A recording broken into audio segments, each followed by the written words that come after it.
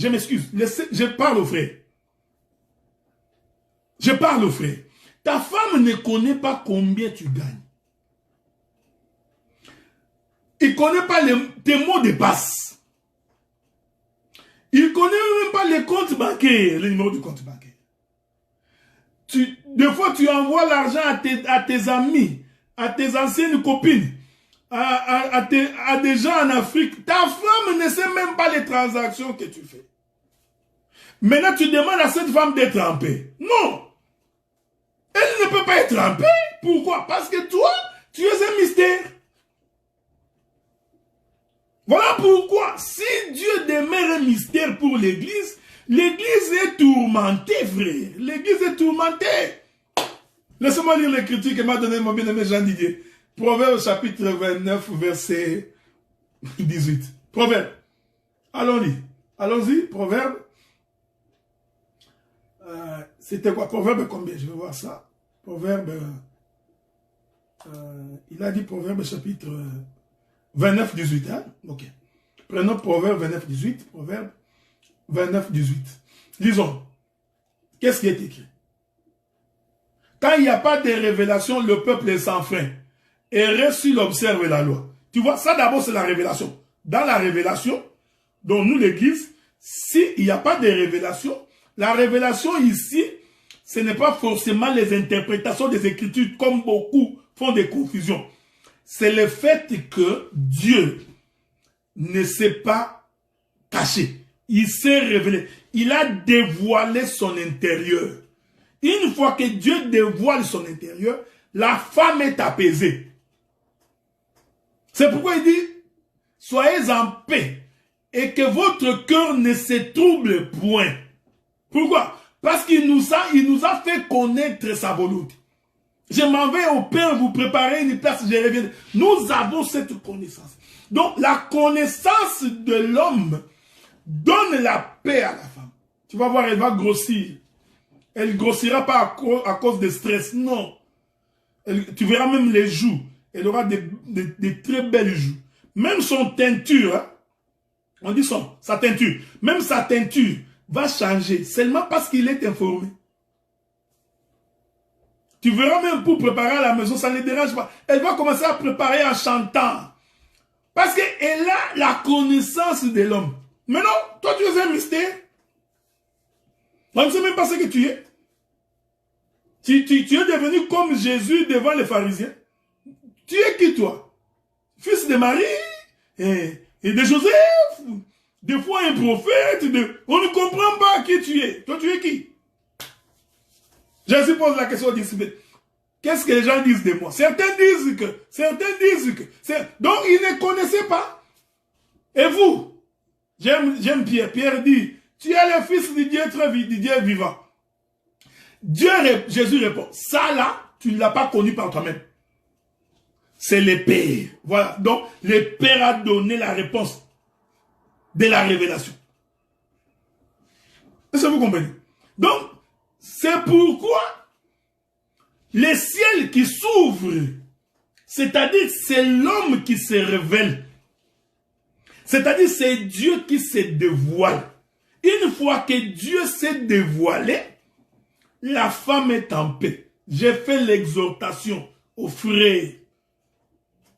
La soumission est facile pour une femme quand l'homme se dévoile. Tu ne lui demanderas pas de se soumettre. Sœur, la Bible dit femme, soyez soumise. Non. La femme se soumet quand elle comprend. Vous voyez ça? La femme ne se soumet pas parce que tu as brandi l'écriture, non? La femme se soumet quand elle sait où on va. C'est ça la Bible. Nous sommes soumis à Christ parce que nous savons où nous allons. Même Pierre a dit, Jésus, arrête un peu. Nous avons quitté nos parents, nos femmes, nos enfants, nos biens, nous te suivons. On va continuer comme ça, on ne sait même pas où on va. C'est quoi cette affaire-là? Jésus donne la révélation. Il rassure Pierre. Il dit, sois rassuré. Voici. Donc, quand le ciel s'ouvre, c'est-à-dire quand l'homme, c'est pourquoi les jours où Dieu était devant Abraham, Dieu dit, cacherai-je quelque chose à Abraham? cacherai-je quelque chose? Donc, quand Dieu révèle, la femme est apaisée. C'est pourquoi l'église est en paix. Donc, quand vous voyez dans l'église, il n'y a pas la paix. Comprenez qu'il y a encore des gens dans cette église qui n'ont pas encore connu Christ. Est-ce que vous comprenez? Ils n'ont pas encore compris. C'est pourquoi il y a beaucoup de troubles dans les églises. Beaucoup de désordre. Parce qu'il y a des gens qui n'ont pas encore connu la révélation. Mais quand quelqu'un comprend pourquoi nous sommes appelés, que nous sommes appelés pour une nouveauté de vie, l'homme dans l'église se tiendra pour la vie éternelle. Il priera pour son salut parce qu'il sait le chemin où il va. Mais cette chose n'est possible que si l'homme se révèle. Or, l'homme qui se révèle ici, vous comprenez que c'est l'éternel Dieu. C'est le ciel qui s'ouvre. Quand le ciel est fermé, la femme est dans le stress. La femme est inquiète. Pourquoi? Parce que le ciel est fermé. C'est pourquoi l'Écriture dit aucun arbuste des champs ne germait encore. Aucune herbe ne poussait. Pourquoi? Parce que le ciel était fermé. Tant que le ciel est fermé, la terre, elle est désertique. Elle est sèche. Donc, quand nous avons des hommes et des femmes qui ne produisent aucun fruit digne de la repentance, nous comprenons que ces gens-là, le ciel reste fermé pour eux. Est-ce que vous comprenez? Donc, un homme qui ne se dévoile pas, l'homme est devenu mystère. Mystère pour sa propre femme. Même quand il sort, on ne sait pas où il est. On pose la question, ton mari est où? Je ne sais pas. Mais si un problème t'arrive, elle doit se justifier comme... Vous voyez comment vous vous compliquez la vie pour lui. Et je vous ai toujours dit, tout ce que l'homme fait en cachette parce qu'il se reproche de quelque chose. Donc, si l'homme ne se révèle pas à son épouse, la femme est inquiète. En d'autres termes, la femme n'a pas la paix. Donc, la paix de la femme provient du fait que l'homme se dévoile. C'est ça l'évangile. Le fait que Christ s'est dévoilé à nous. Voilà pourquoi nous sommes en paix. La raison pour laquelle nous marchons lentement mais sûrement, sachant que nous allons arriver à Cana. Pourquoi? Parce que l'homme s'est révélé à nous. Est-ce que vous comprenez ce que nous disons? Donc, maintenant vous allez comprendre que les fils de Judas, je suis dans Genèse chapitre 38, les fils de Judas sont la manifestation de Judas lui-même. C'est-à-dire, quand nous voyons nous voyons Judas. Quand nous voyons Onan, nous voyons Judas. Quand nous voyons Sheila, nous voyons Judas. Le 3 parle de Judas. Quand nous voyons Abraham, nous voyons Judas. Quand nous voyons Isaac, nous voyons Judas. Quand nous voyons Jacob, nous voyons Judas. Est-ce que vous avez compris? Les dieux d'Abraham, d'Isaac et de Jacob. Donc, c'est la manifestation de Dieu lui-même. Est-ce que vous comprenez ça? J'aime ça. Hein? Donc, quand la femme reçoit la semence de l'homme, elle manifeste cette semence. C'est pourquoi, dans cet évangile, nous prêchons, les enfants ressemblent à leur père. J'aime ça. L'enfant doit ressembler à son père. Pourquoi? Parce qu'il est la manifestation du père. La femme ne peut pas ressembler à sa mère. Vous comprenez ça? Oh non, tu vois cet enfant ici, là, oh, comment cet enfant ne ressemble pas à son père? Oh non, il a pris le visage de mon oncle, de mon frère, de son oncle maternel. Non, non, non, non. Oh. L'enfant, c'est la semence du père. Donc, c'est pourquoi Jésus dit à propos des disciples, il dit, ils étaient à toi, Père, ils étaient à toi, tu me les as donnés. J'aime ça. J'aime balancer les écritures, frère. Hein? Est-ce qu'on peut lire cette écriture-là? Lisons cette écriture-là. Je crois que c'est dans les livres de Jean. Hein? Jean, hein? Souffrez, hein? J'espère que je vais trouver cette écriture-là. Souffrez. Je n'ai pas l'habitude de bloquer beaucoup d'écritures, mais je sais que c'est dans les livres des gens. Hein? Dans les livres des gens. Attendez. J'espère que je vais trouver cette écriture. Sinon, Roland, je vais t'appeler au secours. Non. Attends. Je suis dans le livre de Jean chapitre 17. Non, c'est Jean chapitre 17. Prenons le livre de Jean, chapitre 17. Il y a des frères ici qui ont des commentaires des fois qui me font rire. Bien-aimé Roland Marcus, tu peux toujours poser ta question, j'essaierai de répondre. Prenons le livre de Jean, chapitre 17. Jean, chapitre 17. Jean, chapitre 17. À partir du verset 20, je crois. La Bible dit ceci. Je commence par le verset 15. La Bible dit: je leur ai donné ta parole et le monde les a haïs. Parce que ils ne sont pas du monde. Hein? Ils ne sont pas du monde. Comme moi, je ne suis pas du monde. Je t'ai pris de ne pas les ôter du monde, mais de les préserver du mal. Ils ne sont pas du monde comme moi, je ne le suis pas. Sanctifie-les par ta vérité, ta parole est la vérité. Comme tu m'as envoyé dans le monde, je les ai aussi envoyés dans le monde. Bon, sautons. Le verset 21. Afin que tous soient un comme moi, comme toi et moi. Attends, je répète ça. Afin que tous soient un comme toi, Père, tu es en moi et que moi, je suis en toi. Frère, ici, je veux scandaliser quelqu'un. Jésus, pour expliquer que les enfants sont un, hein, il commence par démontrer comme moi et le Père, nous sommes un. Hein, comme toi, Père, tu es en moi et que moi, je suis en toi. Donc, moi et le Père, nous sommes un. Ici, Jésus nous fait comprendre que lui et le Père, hein, ils sont un. Afin qu'eux aussi soient un en nous, pour que le monde croie que tu m'as envoyé. Donc, quand Jésus dit que moi et le Père, nous sommes un, donc nous formons le même corps, en réalité, ici, Jésus nous fait comprendre le mariage d'Adam et d'Ève. L'homme quittera son père et sa mère et s'attachera à sa femme, et les deux deviendront une seule chair. Donc ici, vous allez comprendre que quand Jésus dit que moi et le Père, nous sommes un, je balance un peu la nuée. Ici, Jésus est l'ombre d'une femme. Et que le Père est l'ombre de l'homme. Les deux forment un. Ils forment un couple. Mais dans ce couple-là, c'est le Père qui donne les enfants à Jésus. Est-ce que vous voyez? Ici, Jésus prend la position de la femme qui reçoit les fils du Père. Est-ce que vous me comprenez? Ça, c'est un os. Hein? Il faut avoir les dents solides pour broyer ça.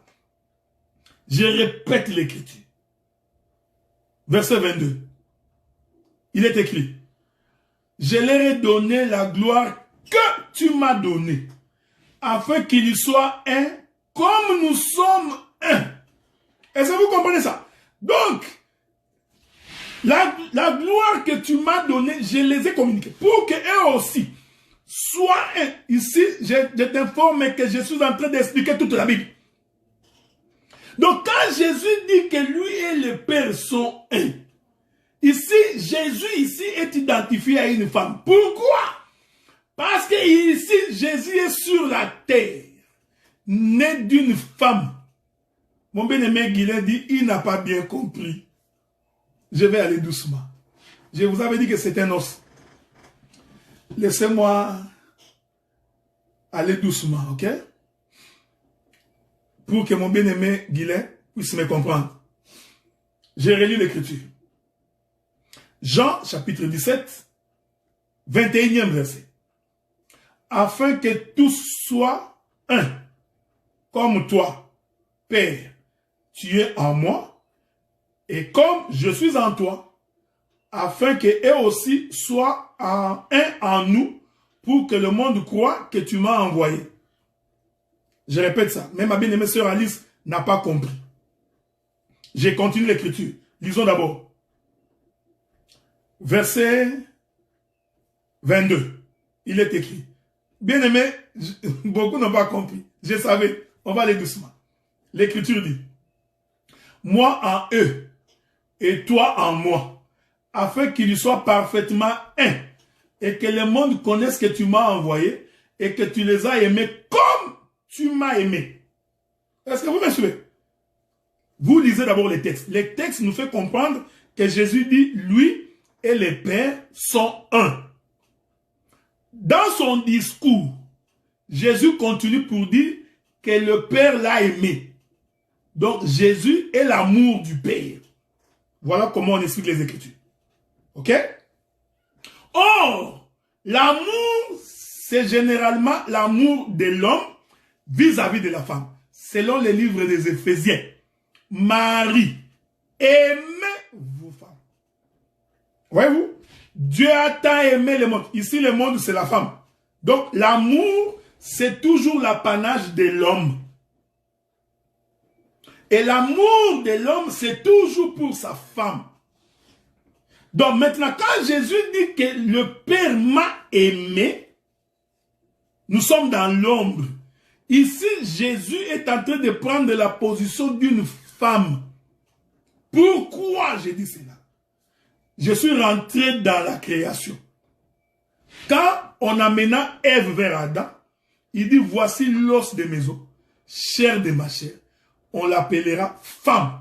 C'est pourquoi l'homme quittera son père et sa mère, s'attachera à sa femme. Les deux deviendront une seule chair. Donc, l'unité, c'est l'unité de l'homme et de la femme.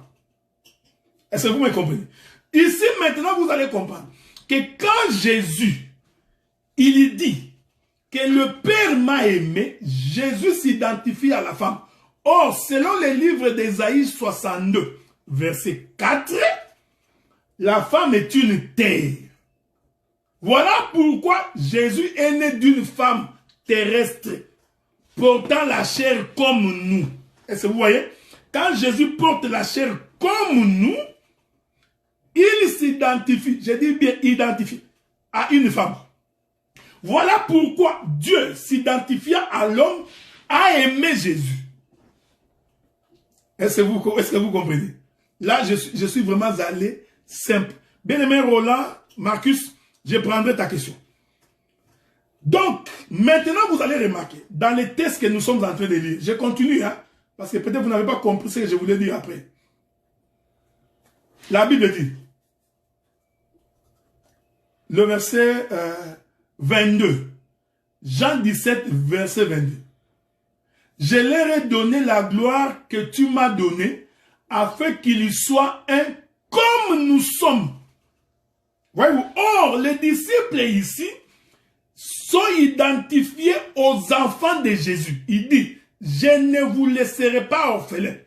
Quand il dit ça, il s'identifie aux parents. Est-ce que vous voyez ça? Donc, celui qui a marché avec les disciples, celui qui leur a enseigné l'enseignement du Père, c'était Jésus. C'est pourquoi il dit, je leur ai fait connaître ton nom. La gloire que tu m'as donnée, je leur ai fait connaître.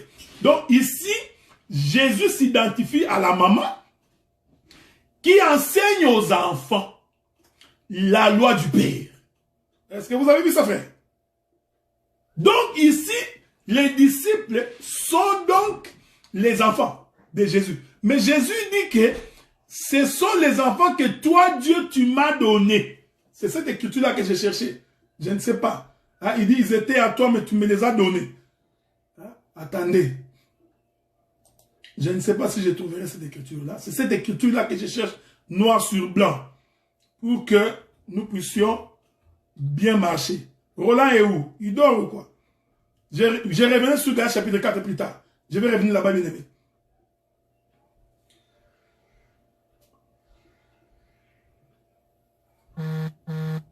Je cherche une écriture là, il dit, ils étaient à toi, mais tu me les as donnés. Maintenant, je te les confie entre tes saintes mains. Bon, souffrez. Je n'ai pas trouvé cette écriture-là, mais je reviendrai plus tard pour que chacun de nous puisse bien nous faire saisir. Jean chapitre 17, verset 6. Bien-aimé Roland, que Dieu te garde. C'est 17, verset 6. Ok? Allons lire ça. Bon, mon ordi vient de... Ok, voilà. Parfait. Jean chapitre 17, verset 6. Lisons. Il est écrit. J'ai fait connaître ton nom aux hommes que tu m'as donnés. Voilà. Voyez, frère. Donc ici, bien-aimé Gigiston, que Dieu soit loué. Ici, Jésus démontre que les disciples, en réalité, ils appartenaient à Dieu.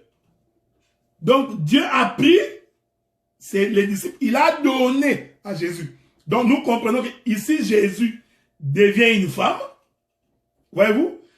Jésus prend la position de la femme cananéenne. Dieu prend la position de Judas, qui prend sa sémence, qui sont ses enfants. Il donne à la femme samaritaine. Est-ce que vous voyez ça? C'est très important. Merci beaucoup. C'est ça. C'est ça, bien aimé Alice. Donc, il dit, verset 6, j'ai fait connaître ton nom aux hommes que tu m'as donnés. Ici, nous pouvons expliquer tous les mystères. Parce que faire connaître les noms veut dire enseigner. Donc ici, Jésus fait l'œuvre du ministère. Or, le ministère est une femme qui prend soin de l'épouse, des enfants du roi. Est-ce que vous comprenez ça? Donc, le bien-aimé ici, Jésus dit, j'ai fait connaître ton nom aux hommes que tu m'as donné au milieu du monde. Ils étaient à toi et tu me les as donnés et ils ont gardé ta parole. Donc, les disciples appartenaient à Dieu. Dieu a pris les disciples qu'il a donnés à Jésus. Ici, Jésus devient une femme. Et Dieu est le père, le mari, qui prend sa sémence. Or, la sémence, ce sont les enfants. Ce sont les entrailles. Et vous voyez ça? De l'homme qui donne à sa femme. C'est pourquoi j'ai dit, les enfants doivent ressembler à leur père. C'est pourquoi Jésus dit, je leur ai fait connaître les noms. C'est-à-dire, le ministère, j'aime ça. Le ministère de la parole consiste à faire connaître les noms du Père aux enfants du Père. Donc, nous ne prêchons pas pour que vous deveniez nos disciples. Je suis le disciple d'Adélar. Adélar est mon père. Daddy, père. Frère, il faut vraiment que vous arrêtiez un peu ces slogans-là. Ça commence à devenir péjoratif. Quand bien même que nous savons que c'est par notre canal que nous vous prêchons, mais quand nous sondons les profondeurs de Dieu, nous comprenons que vous ne nous appartenez pas. Vous êtes les fils de Dieu, que Dieu nous a confiés dans les ministères pour que nous vous fassions connaître les noms du Père. Est-ce que vous voyez ça, frère? Donc, c'est pourquoi j'ai toujours dit, j'ai toujours insisté. Les ministères, ce n'est pas que vous nous connaissiez. Tu vois, moi, je suis un homme puissant. J'ai fait les États-Unis d'Amérique. Je suis allé au Canada. J'ai circulé de mon temps. Voyez-vous, je suis passé par Katakoko, mais qui ne connaît pas mon histoire. Dans cet évangile, si ce n'est pas... Voyez-vous, ça, c'est faire connaître mon nom. Non. Non. Notre mission, c'est que vous connaissiez les noms du Père. Et que vous gardiez sa parole. C'est ça l'œuvre du ministère. C'est pourquoi j'ai toujours dit, un enfant dans l'église ne peut pas ressembler à son pasteur. Il est comme... Parce que nous avons des frères et des sœurs dans l'église. Dès que tu touches ton pasteur, il va oublier même qu'il est chrétien. Il va insulter, prêt à se bagarrer. Tu vois? Des gens comme ça, c'est que le ministre a fait un mauvais travail. C'est pourquoi je vous ai toujours dit, frère, je ne peux pas vous empêcher d'écouter les autres. Écoutez, frère, ne craignez rien. Ne craignez rien. Je ne peux pas te dire, non, tel ne l'écoute pas. Tel. Non, non, non. Écoute, parce que nous croyons.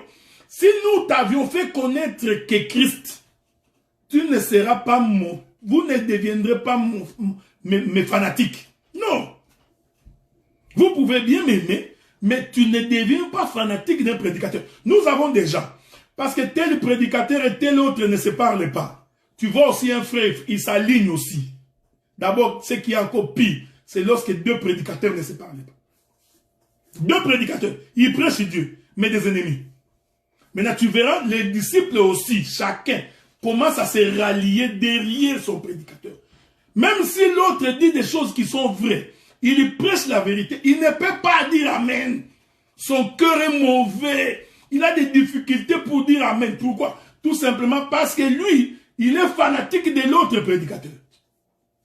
Il y en a d'autres, lui, il ne peut pas citer les noms. S'il cite les noms, si je cite son nom, c'est comme si je l'élève. Tu n'élèves personne, frère. Si je te dis, écoutez les bien-aimés Jangon, tu penses que c'est ce qui va l'élever? C'est moi qui l'élève? Ou écoutez le prophète Jean-Willy Mazassou? Ou que c'est moi? Non, je n'élève personne. On n'a même pas peur de ça. Parce que nous vous avions prêché Christ. Rien d'autre, frère. Nous sommes ici pour que vous... C'est ça, Jésus dit, je leur ai fait connaître ton nom. Même pas son nom à lui, Jésus. Vous voyez, c'est ça le ministère. Hein? Ici, Jésus prend la position de la femme. C'est-à-dire que toute la gloire que toi tu m'as donnée, la nourriture, c'est Dieu qui a donné. Les habits, c'est Dieu qui donne. La maison, c'est Dieu. Tout, Dieu. Maintenant, tu prends tout ça, tu donnes aux enfants. Ça ne t'appartient pas. Maintenant, aujourd'hui, l'homme est devenu fanatique. Moi, j'ai mes propres enfants. Il fait sa propre lignée. Voici, ça, c'est notre lignée. Comme toi, Adélard, tu viens de telle lignée. Et que l'autre vient de telle lignée. L'autre de telle lignée. Vous ne pouvez pas. Voyez, frère. Donc, ce sont des choses qui attestent que nous ne connaissons pas Dieu. Est-ce que vous comprenez? Souffrez quelques minutes. On va clore bientôt. Bien-aimé Alice, que Dieu soit loué. Regardez. Donc, vous comprenez ce que nous disons. Ici, tout ça, je suis en train d'expliquer Judas qui prend la femme cananéenne pour manifester les enfants. Est-ce que vous comprenez ça, frère? Non, tu vois, moi, ce que tu dis là, mon pasteur là avait dit, non, frère. Ne viens pas faire un partage avec quelqu'un. Tu vois, le docteur Adélard avait dit, non. Il faut que toi, tu te rassures que ce que tu dis, c'est la vérité. Même si c'est moi qui l'ai dit. Mais il faut que d'abord, toi, tu vérifies, tu es convaincu. Maintenant, quand tu partage avec tes propres convictions. Vous savez, il y a ce qu'on appelle en science argument d'autorité. Hein? Les gens qui ont fait les sciences, qui ont étudié à l'université, ils savent cela. Dans la science, il y a ce qu'on appelle les cadres épistémologiques. Les cadres épistémologiques veut dire tout simplement, nous avons des grands chercheurs, des grands scientifiques qui ont déjà fait des recherches, qui ont publié dans les domaines. Et ces domaines-là s'appellent cadres épistémologiques. Une fois que vous êtes dans ces domaines, il y a des grands noms, comme des Voltaire, des Rousseau, des Adam Smith, des Pareto. Ce sont des grands noms dans les domaines scientifiques. Maintenant, regardez, frère. Si tu es en train de défendre une thèse, quand tu défends une thèse, en doctorat ou en maîtrise, généralement, tu vas aller puiser les arguments de ces grands chercheurs. Une fois que tu avances cet argument-là, l'autre se tait. Parce qu'il sait que ces auteurs-là sont des références dans les domaines. On appelle ça argument d'autorité. Nous avons des gens comme ça.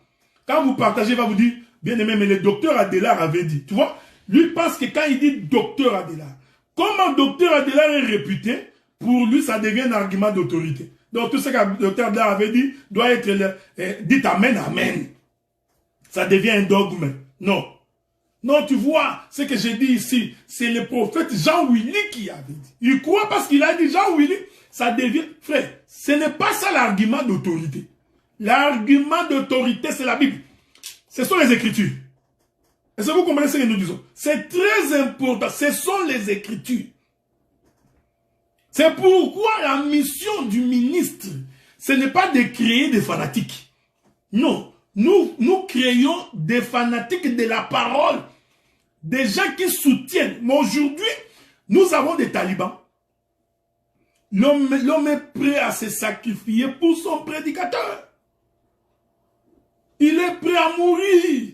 On peut même l'insulter. Il peut se faire fermer les portes. Juste pour son prédicateur. Frère. Et puis il développe la haine. vis-à-vis de l'autre prédicateur. Ensuite, il va mettre ses genoux à terre, il lève les mains et il prie le Seigneur. Dieu dit, n'écoute pas une telle prière parce que tes mains sont pleines de sang. Tout ça pourquoi? Laissez-les fermer. Si la pluie est tombée sur quelqu'un, quelqu'un doit recevoir la parole doit transformer quelqu'un. C'est ça le point capital de la Bible. Nous ne prêchons pas autre chose. Nous ne prêchons pas pour l'argent. Nous ne prêchons pas pour la gloire. Nous ne prêchons pas. Nous prêchons pour que nous ayons des hommes et des femmes transformés. Qui craignent Dieu. Qui sont défenseurs de la vérité. Et la vérité ici, c'est la parole. Non, nous ne sommes pas dans des choses de tel a dit, tu vois, et il est réputé, le docteur Adela a dit. On s'en fout du docteur Adela, ok? On s'en fout. C'est pourquoi Christ dit, j'ai fait connaître ton nom aux hommes que tu m'as donnés. Je vais atterrir dans 3 minutes. Ça fait 1h30 que je parle. Donc vous comprenez maintenant que les enfants de Judas sont en réalité la manifestation de Judas lui-même. Donc chaque fois que nous allons voir un enfant de Judas, nous allons comprendre l'intérieur de Judas. Est-ce que vous me suivez? Parce que c'est ici la clé de la révélation. Donc tous les mouvements des enfants de Judas vont faire. En réalité, c'est Judas, c'est l'intérieur. C'est-à-dire c'est ce qui était caché dans Judas. Judas va le manifester dans ses enfants. C'est pourquoi je rentre pour atterrir. Je rentre pour atterrir. Genèse chapitre 38. Verset 6. Je vais atterrir là. Genèse 38, verset 6. La Bible dit, Judas prit pour Er, son premier-né, une femme nommée Tamar. J'aime cette Bible. Donc, celui qui a marié la femme pour son enfant, c'était le père. J'aime cet évangile, frère. Dans l'évangile du Seigneur, dans l'évangile de Christ, c'est le papa qui marie la femme pour son fils. Pas n'importe quel fils. C'est le fils premier-né. J'aime ça. Donc, tout ça, Dieu parle de lui-même. Donc, frère, si tu veux que ton fils se marie, je te le dis, toi le père, il faut que tu maries le fils pour ton enfant. Je continue à dire que même dans la doctrine, ça doit être comme ça. Mon frère Roland Marcus, si tu m'entends, est-ce que tu peux poser ta question? Essaie de poser ta question, je vais y répondre pour atterrir. Dans l'évangile, c'est le père. Je sais que tu as des questions. Je vais te démontrer samedi prochain que même physiquement comme ça, le père doit marier la femme pour son fils. Je vais te démontrer ça. Donc, dans cet évangile ici,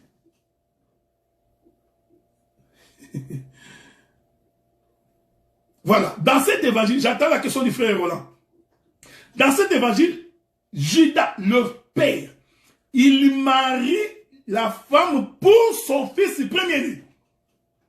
Le samedi prochain, nous allons maintenant expliquer quel est ce premier-né, ce fils premier-né de Judas, pour qui Judas doit trouver une femme. Voyez-vous, frère? Donc, Judas se révèle, c'est l'intérieur. Donc, en manifestant Judas révélait son intérieur. Quel était son intérieur? C'est que lui, Judas, doit trouver une femme pour son fils premier-né. C'est pourquoi, j'ai dit dans la doctrine, si tu as un garçon dans la maison, il faut que toi, le père, tu puisses marier la femme pour ton fils. Voyez-vous, frère? C'est très important. Si ton enfant va se marier sans que la femme, sans que le papa n'intervienne, sans que le papa n'épouse, ça que j'aime ça. Ça là, on va recommencer ces mariages-là. Voici la question du bien-aimé Roland. Marcus Lubaki. Physiquement, Jésus avait le visage de sa mère ou de... J'aime bien. Hein? Jésus ne ressemblait pas à Marie parce qu'il a dit que Marie n'est même pas sa mère. La Bible dit qu'un jour, on dit à Jésus, ta mère, tes frères, tes sœurs te cherchent. Jésus répond, qui est donc ma mère? Qui sont donc mes frères et mes sœurs? Donc, physiquement, Jésus ne ressemblait pas à Marie parce qu'il n'avait rien à voir. Mais regardez, le visage de Jésus ressemblait à son père. Est-ce que vous voyez ça? Donc, parce qu'il dit, j'ai fait ce que j'ai vu le Père faire. Qui m'a vu a vu le Père. Je t'informe que Jésus ressemblait à son Père. Ok? Donc, il ressemblait à Dieu. Ah, mais là encore la question, quel est ce visage de Dieu? Tu vois? C'est encore là une autre question. Le visage de Dieu, c'est la parole. Est-ce que vous voyez ça? Donc, je suis parti des choses terrestres pour expliquer les choses célestes. Mais physiquement, un enfant peut ressembler à sa mère. Non, non. Est-ce que vous comprenez? J'ai dit physiquement, un enfant peut ressembler à sa mère. Donc, tu vois l'enfant, tu dis, il ressemble à sa mère. Ça, c'est pas un problème. J'ai dit bien physiquement. Mais selon l'évangile, la pensée de Dieu est que les fils doivent ressembler à leur père. C'est-à-dire que nous, enfants de Dieu, nous devons ressembler à Dieu. Est-ce que vous voyez? Mais physiquement, l'enfant peut ressembler à sa mère. C'est pas un problème. Est-ce que vous voyez ça? Mais nous comprenons que la sémence venant du Père, Dieu voulait seulement nous enseigner que nous devons ressembler à notre Père. Tel qu'il est, tel que nous sommes. C'est vrai? Donc nous ressemblons à Dieu. Et cette ressemblance, c'est ça qu'on appelle la parole. Donc quand nous faisons des choses qui sont conformes à la parole, c'est ainsi que nous ressemblons à Dieu. On a appelé les gens de cette époque-là des chrétiens. Pourquoi? Parce que ce que ces gens faisaient prouvait qu'ils étaient disciples de Christ. Est-ce que vous avez compris ça? Donc, voilà, je crois que j'ai fini pour aujourd'hui. Vous étiez tellement nombreux. Je ne sais pas s'il y a encore une autre question, parce que je vois que sinon, on va atterrir. Hein?